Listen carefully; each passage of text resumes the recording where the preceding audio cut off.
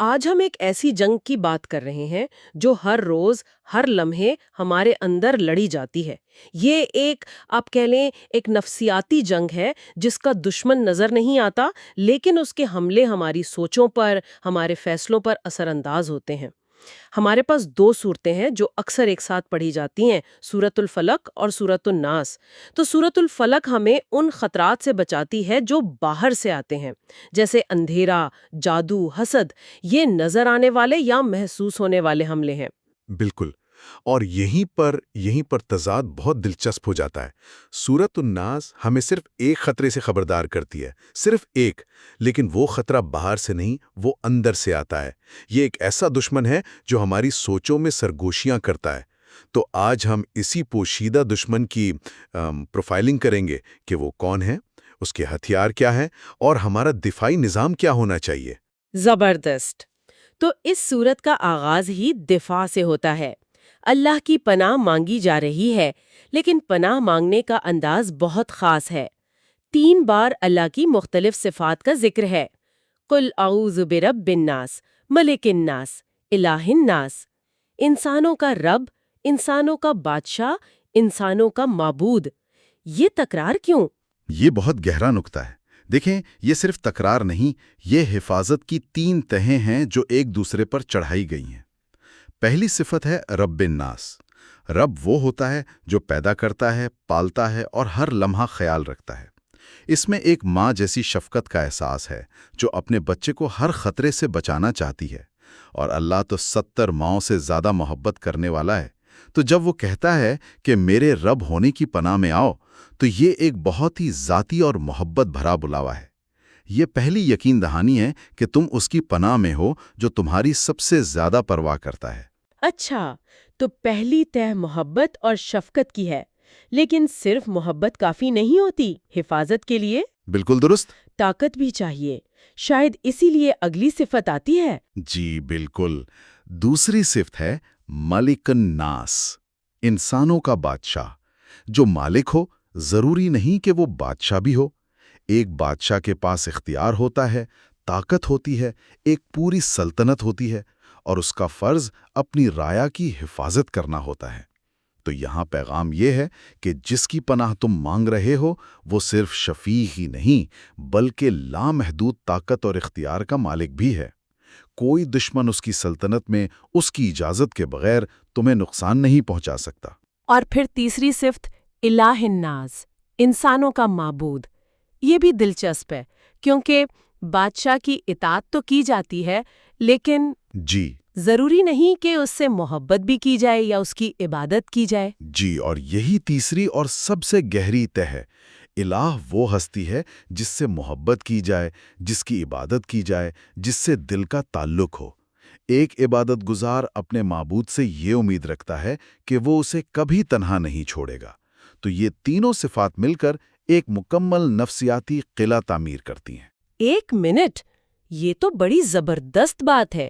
یعنی یہ صرف نام نہیں ہے، یہ ایک طرح کی نفسیاتی یقیندانی ہے۔ سب سے پہلے ایک شفیق پالنے والا یعنی رب کا احساس، پھر ایک طاقتور محافظ بادشاہ کا بھروسہ، اور آخر میں ایک ایسی ہستی معبود سے تعلق جس سے محبت کی جاتی ہے۔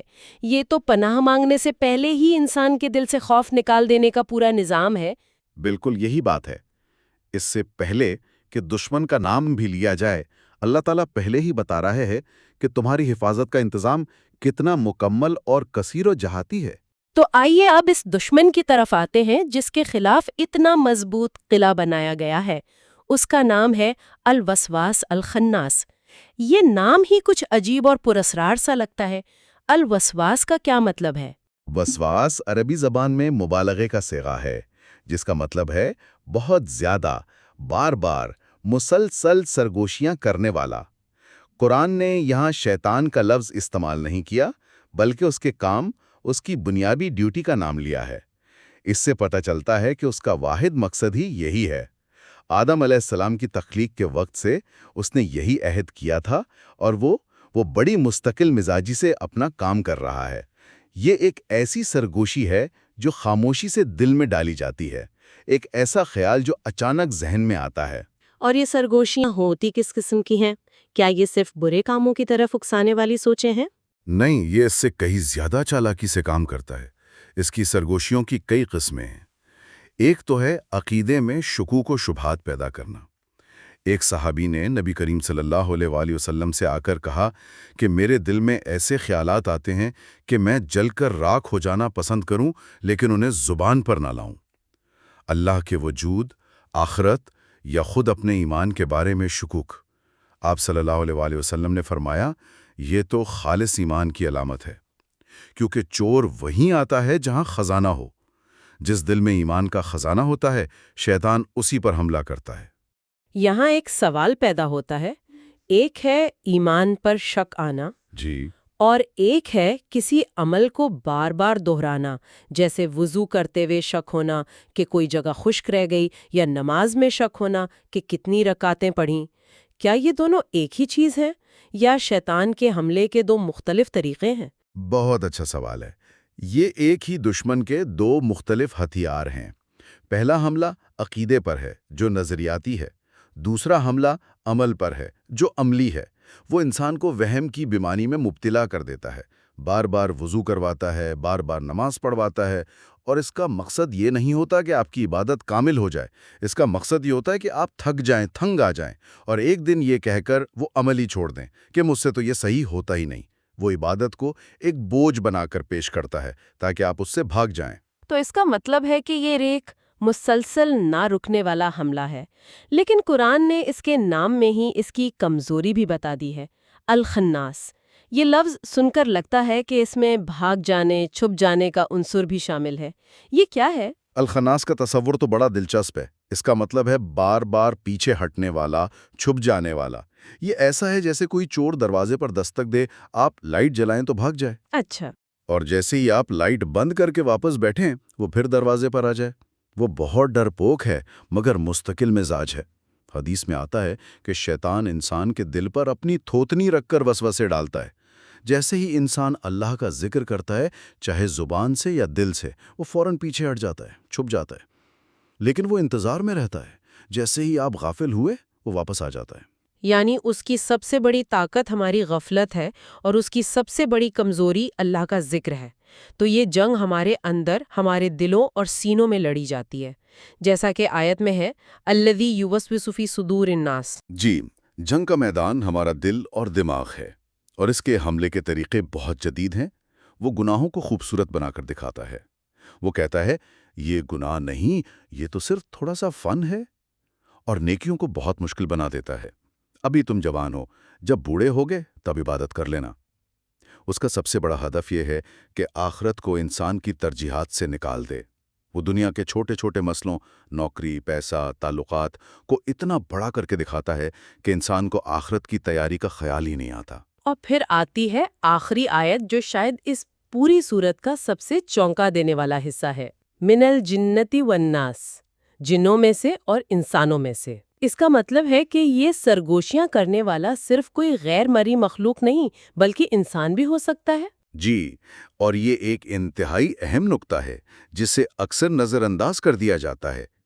ہم ہمیشہ غیر مری شیطان سے پناہ مانگتے ہیں، لیکن اللہ ہمیں بتا رہا ہے کہ شیطان کے ایجنٹ انسانوں میں بھی موجود ہیں۔ جب کسی انسان کا دل اللہ کے ذکر سے خالی ہو جاتا ہے تو شیطان اس پر قابض ہو جاتا ہے، اور پھر وہ شخص شیطان کا ترجمان بن جاتا ہے۔ وہ باتیں شیطان کی ہوتی ہیں لیکن زبان اس انسان کی ہوتی ہے۔ لیکن یہ تو بہت خوفناک بات ہے کہ شیطان ہمارے اپنے دوستوں اور رشتہ داروں کی زبان میں بات کر سکتا ہے۔ اس کی پہچان کیسے ہو؟ کیا ہر وہ مشورہ جو ہمیں کسی اچھے کام سے روکے شیطانی وسوسہ سمجھا جائے؟ اس میں اور حقیقی ہمدردی میں فرق کیسے کیا جائے؟ یہ ایک نازک معاملہ ہے اور اس کے لیے بصیرت کی ضرورت ہے۔ فرق کرنے کا ایک پیمانہ ہے۔ حقیقی ہمدردی آپ کو اللہ کے قریب کرے گی، جبکہ شیطانی وسوسہ، چاہے وہ ہمدردی کے لباس میں ہی کیوں نہ ہو، آپ کو اللہ سے دور کرے گا۔ مثال کے طور پر، آپ کا کوئی دوست کہتا ہے، تم اتنی محنت کیوں کر رہے ہو اس نئے پروجیکٹ پر جو حلال کمائی کے لیے ہے؟ تھوڑا آرام کرو، زندگی سے لطف اندوز ہو۔ بظاہر یہ ہمدردی ہے، لیکن یہ آپ کو محنت اور ذمہ داری سے دور کر رہی ہے۔ جب آپ نے انسانی شیطانوں کی بات کی تو سچ پوچھے میرے ذہن میں فوراً 2-3 مثالیں آ گئیں۔ یہ واقعی ایک چونکا دینے والی بات ہے کہ ہمدردی کے پردے میں بھی ایک منفی سرگوشی ہو سکتی ہے۔ جیسے کوئی کہے بیٹی کو پردہ کرواؤ گی تو اس کا اچھا رشتہ نہیں آئے گا، زمانے کے ساتھ چلنا پڑتا ہے۔ یہ بات کہنے والا کوئی دشمن نہیں، کوئی اپنا ہی ہو سکتا ہے۔ بالکل، اور یہ سب سے خطرناک حملے ہوتے ہیں کیونکہ ان پر شک کرنا مشکل ہوتا ہے۔ یہ نصیحت کی شکل میں آتے ہیں۔ دین میں اتنی سختی اچھی نہیں ہوتی، دل کا صاف ہونا کافی ہے، ظاہری اعمال کی کیا ضرورت ہے؟ یہ تمام جملے بظاہر بہت معقول لگتے ہیں، لیکن ان کا نتیجہ کیا ہے؟ نتیجہ یہ ہے کہ انسان نیکی سے دور ہو جاتا ہے یا گناہ کو ہلکا سمجھنے لگتا ہے۔ اس لیے ہمیں صرف الفاظ پر نہیں بلکہ مشورے کے نتیجے پر غور کرنا چاہیے۔ کیا یہ مشورہ مجھے اللہ کے قریب کر رہا ہے یا دور؟ کیا یہ میرے اندر امید پیدا کر رہا ہے یا مایوسی؟ شیطان کا ایک بڑا ہتھیار مایوسی پھیلانا بھی ہے۔ تو جب دشمن اتنا پوشیدہ اور دوگلا ہو سکتا ہے، کبھی جن کی شکل میں، کبھی انسان کی شکل میں، تو ہمارا دفاعی نظام کیا ہے؟ اس زہر کا تریاق کیا ہے؟ جس نے بیماری بتائی ہے اسی نے علاج بھی بتایا ہے، اور علاج حیرت انگیز طور پر سادہ لیکن انتہائی طاقتور ہے۔ وہ ہے اللہ کا ذکر۔ شیطان کا وسوسہ ایک ای میل سپیم کی طرح ہے، آپ اسے کھولیں گے تو وائرس پھیلنے کا خطرہ ہے۔ اللہ کا ذکر آپ کا سپیم فلٹر ہے جو اسے آپ کے ان باکس یعنی دل تک پہنچنے سے پہلے ہی روک دیتا ہے۔ جیسے ہی کوئی برا خیال آئے فوراً اعوذ باللہ من الشیطان الرجیم پڑھیں یا صرف دل میں اللہ کو یاد کریں، وہ خناس فوراً پیچھے ہٹ جائے گا۔ تو اس کے لیے کوئی عملی نسخہ بھی بتایا گیا ہے، کوئی روزانہ کی روٹین جسے اپنایا جا سکے؟ جی ہاں، بالکل، اور وہ نسخہ انہی صورتوں میں پوشیدہ ہے۔ سورۃ الاخلاص، سورۃ الفلق اور سورۃ الناس، ان تینوں کو ایک مکمل حفاظتی ڈھال کے طور پر بتایا گیا ہے۔ نبی کریم صلی اللہ علیہ وسلم کی سنت سے ہمیں اس کا عملی طریقہ بھی ملتا ہے۔ اور وہ کیا ہے؟ بہت آسان ہے، صبح 3 مرتبہ یہ تینوں صورتیں پڑھیں اور شام کو 3 مرتبہ پڑھیں۔ یہ آپ کی دن بھر کی حفاظت کے لیے کافی ہو جائے گا۔ اور دوسرا، رات کو سونے سے پہلے یہ تینوں صورتیں پڑھ کر اپنی ہتھیلیوں پر بھونکیں اور پھر سر سے شروع کر کے جہاں تک ہاتھ پہنچے اپنے پورے جسم پر پھیر لیں۔ یہ عمل 3 بار دہرائیں۔ یہ آپ کی رات بھر کی حفاظت کا انتظام ہے۔ یعنی یہ کوئی ہنگامی علاج نہیں ہے، بلکہ روزمرہ کی روحانی صحت کا ایک لازمی حصہ ہے۔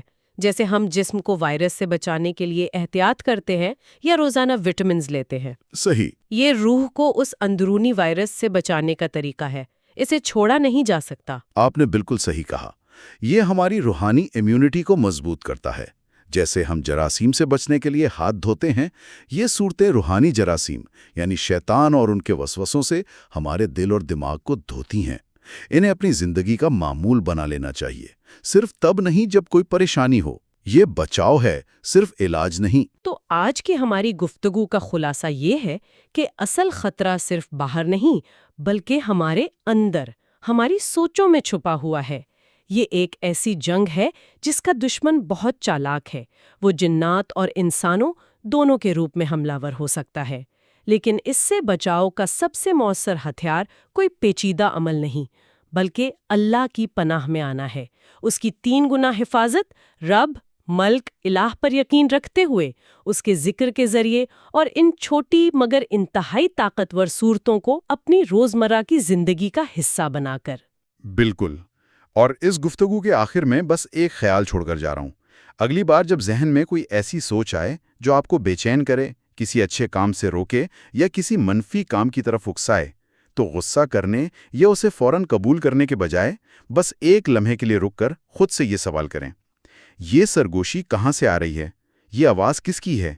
شاید یہ چھوٹا سا وقفہ اور یہ سوال ہی اس خدائی حفاظت کو فعال کرنے کا پہلا قدم ہو اور آپ کو اس پوشیدہ دشمن کے اگلے حملے سے بچا لے۔